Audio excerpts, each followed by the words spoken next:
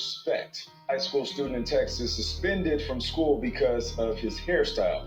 Here's what the 17-year-old's hair looks like. Okay, so the school claims that Daryl George's hair violates the district's dress code by falling below his eyebrows and earlobes. His mother says he wears it twisted in dreadlocks tied at the top of his head and says he's being discriminated against. The school says he was not disciplined because of race, but his family is thinking of suing. Daryl was suspended the same week. Texas passed a law outlawing racial discrimination based on hairstyles. And the district defends its dress code, which says the policies are meant to teach grooming and hygiene, instill discipline, prevent disruption, avoid safety hazards, and teach respect.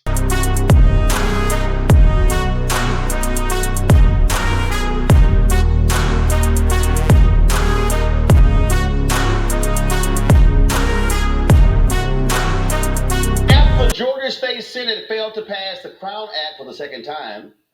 A Georgia baseball coach was accused of hair discrimination. A leaked recording from what appears to be a black Valdosta State University baseball player allegedly exposes the head coach saying the player cannot play because of his locks. Listen. You had an attitude. I never gave you any attitude about my hair. Every time you said something like this, sir, and I tried to comply with it. No, you didn't. No, you didn't. No, you didn't. If you complied with what I said, you'd got your hair cut, and I wouldn't have to keep talking to you about it. The rule was having your hair under a certain length. Which you never did. That is not. I never had. So my hair was always regular. Yes. Even when I had it up, and it wasn't hanging down. Look, I will say this, okay, in all fairness to you, okay, I will say this. Here's where I failed, okay? Here's where I failed. What I should have done in the very beginning. I didn't do it, and this is my fault. And I can see how it gave you the wrong impression. So I'm not going to totally blame you because it takes two with everything, okay? What I should have said in the beginning was, this is what you got to do with your hair. And then once you do that, then I'll let you come out there. Okay, and I didn't do that. Again, this was my fault. Okay. I think it's also kind of discrepancies when there's other guys on the team. We're not talking about other guys. Well, I told you before on the phone, we're not going down that route.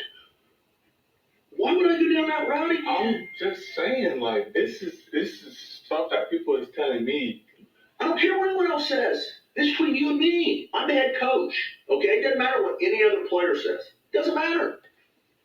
So again, why would I want you back on the team when we're right back having the same conversation again? I don't know why we're having this conversation. My hair is cut. I don't know why we're having this conversation. It's not sure enough to be on the baseball team. My hair is not sure enough to be on the team. Yeah. Right now? Yeah. How is that possible? No. How is that possible? I'm the one that sets rules. I can set whatever rule I want. These rules, how is that possible though? I bet you $1 million to somebody on the team that has longer hair. I don't care about anybody else on the team, okay? I don't care about anyone. We're not talking about anybody else on the team. I don't know why you can't get that through your head. Okay? I want to be treated just like everybody else. What do you mean? If you want to be treated like everybody else, then follow the rules I give you. I'm following the rules. No, you're not. No, you're not. How am I not following the? All right, y'all. So what I'm doing right now, I want to show you who this Valdosta State baseball coach is. He said, if you heard the actual, you heard the video there, and he actually said, look, I'm the head coach. Well, this is the head coach. His name is Greg Gillums. This is Greg's phone number and email right there as well. And so he is the head baseball coach. He's a 26-year veteran. He's been with the program since 2008. And so this is him right here. You see him now. This was recorded by the player. The player, y'all, is his information. He's also out there as well. Give me a second. I'm going to pull up for you who he is. And because, again, he used to play at Jackson State. He transferred to Valdosta State. And again, so this is the brother right here, Asher Acreage. And again, this video was posted to TikTok on the player's account. That's where it was posted. Shalom, my people. Thank you for tuning in to the Black and Healthy Restoring Black America channel here on YouTube and also broadcasting on my Country Living in the City page. On Facebook, I am your host, Jawanda Smith, RN Case Manager and Community Advocate. Well, I hope you took heed to the clips I showed you about the two young men who are being discriminated against because of wearing natural locks or natural hair. I have put my hair back into my protective style because I was sick for a little while and my hair was starting to break off, so I wanted to protect it, so I put it back in my twist locks. But I come on here, guys, to show you a PBS special that was done regarding natural hair discrimination and the avocation for the Crown Act. And after I show you this quick clip, I will come back with commentary. Last month, Connecticut became one of a growing number of states to make race-based hair discrimination illegal. Yamiche Alcindor reports on how Black Americans often face discrimination because of the way they wear their hair, especially in school and at work. For much of American history, naturally curly Black hair has been seen wrongly as unprofessional or even dirty, especially in the workplace. At Shell D's salon in Sterling, Virginia, salon manager Toby Mack has seen the impact of that discriminatory thinking firsthand. She says many clients openly worry about being judged if they wear their hair naturally curly. A lot of times when we talk to our clients who are in the corporate setting, most of the conversations are along the lines of, I'm in a predominantly non-Black environment, so I can't go in looking like my hair is not being taken care of. Because there seems to be that assumption or that bias that if you have natural hair, you're not taking care of it. Still, many Black women are abandoning wigs, hair extensions, or chemical straighteners used to change their appearance. Instead, they are embracing natural Black styles like afros and braids. It's an art. It's an art. It is. And many Black men, instead of keeping their hair cut short, are growing it longer and getting locks. For Anwar Taylor, he's hoping to make a professional statement.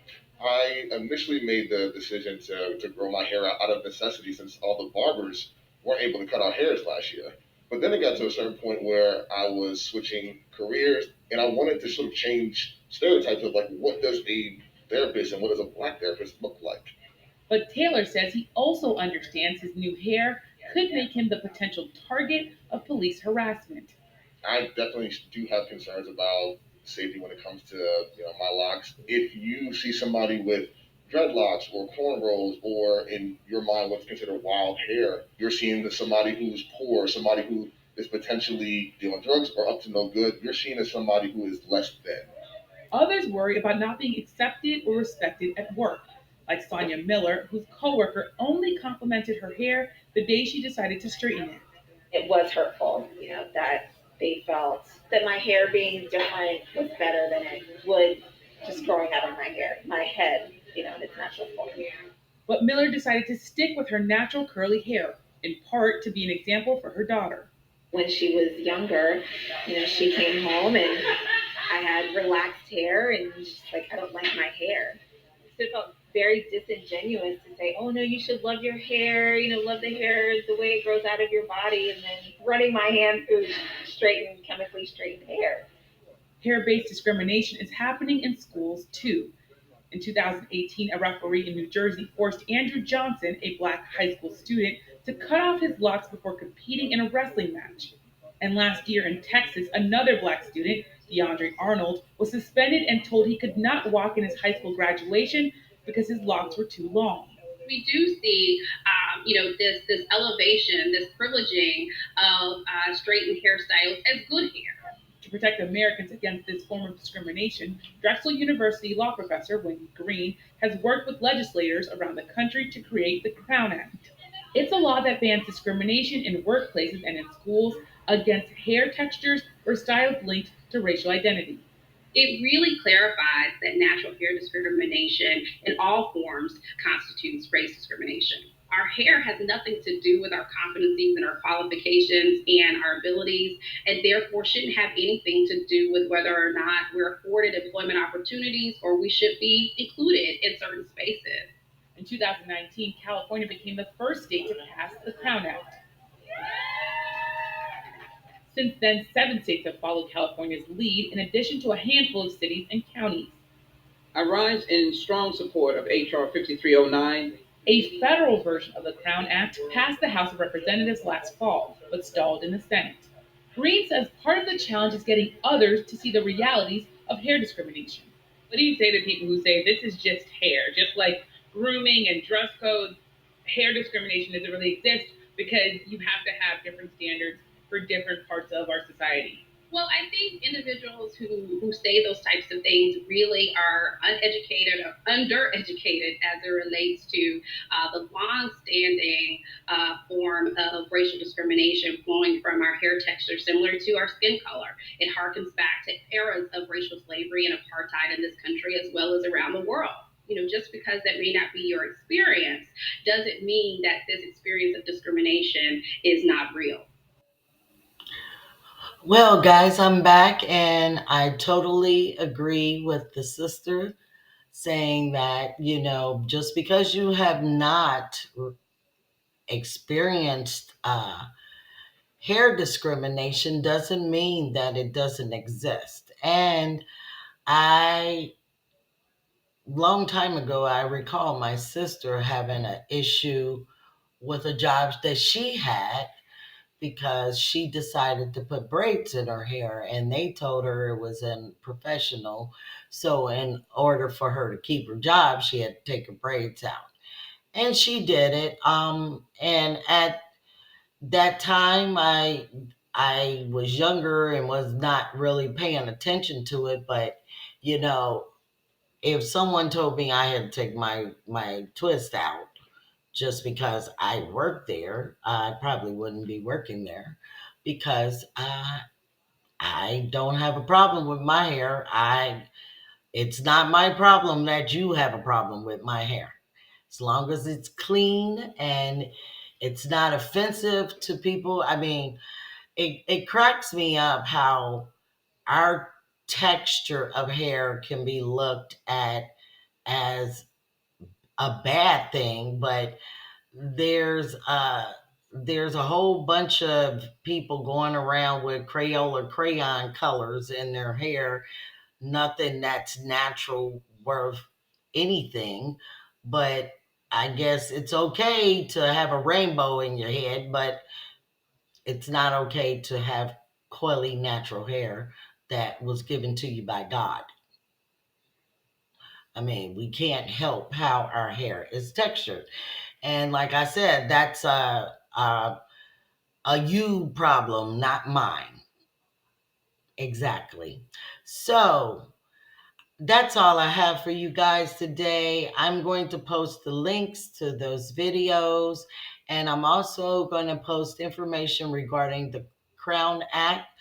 I know the Crown Act is not in this state that I'm living in, and it's not in my home state. So I think that's something that we as a people need to continue to push for. Too many of our children are going to experience this type of racism because if you have children with any kind of texture of black hair, even if they're interracial, they're going to feel it. So prepare your children, or let's fight to get some legislation towards the Crown Act so you won't lose your job because of your hair or some stupid stuff. I mean, people are just ignorant. I just find it quite ignorant that you would argue about what comes out of somebody's head that God made, and you call yourself God. Oh, it's so sick. I know God is like, don't put me in that mess. I'm not in your racial crappy mess. Huh. It's disgusting. Get a life, a real one. All right. Well, that's all I have for you guys. Take care of yourself and each other. Until next time, Shalom.